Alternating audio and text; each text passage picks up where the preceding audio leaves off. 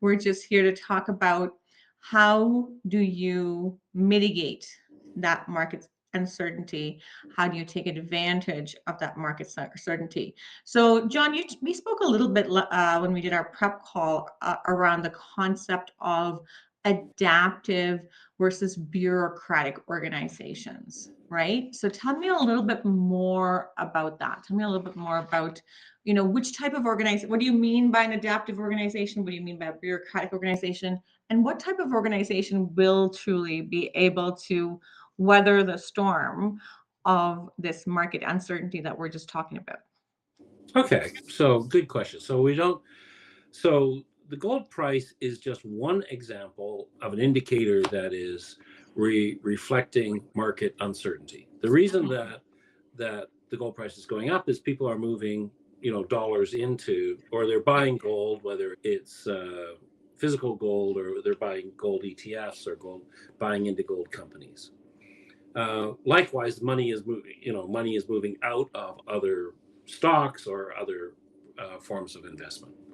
So as an investor, there's uncertainty. And also, if you're running a company, there's going to be a lot of uncertainty because your input costs due to tariffs are potentially going to increase. So how do you manage these periods of uncertainty is to become adaptive. Now, so if we want to look at sort of like an alpha and an omega, a bureaucratic organization is an organization that is built to maintain and consistently deliver predictable results to a certain extent.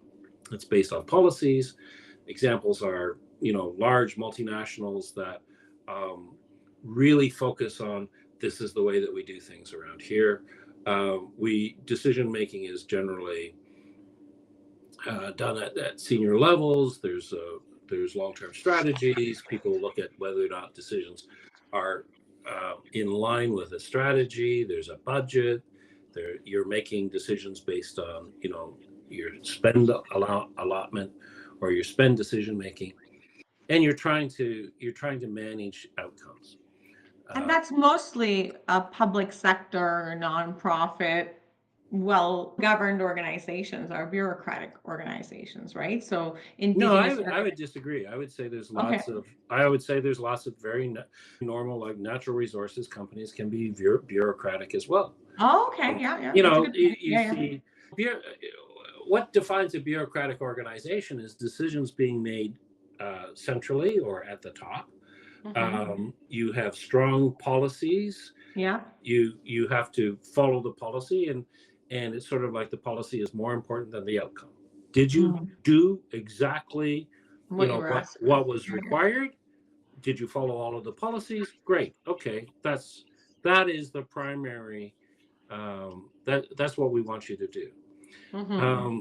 So I would say it's not just government or nonprofit that is bureaucratic. Obviously there is some similarities, but you can have publicly held companies that are bureaucratic as well.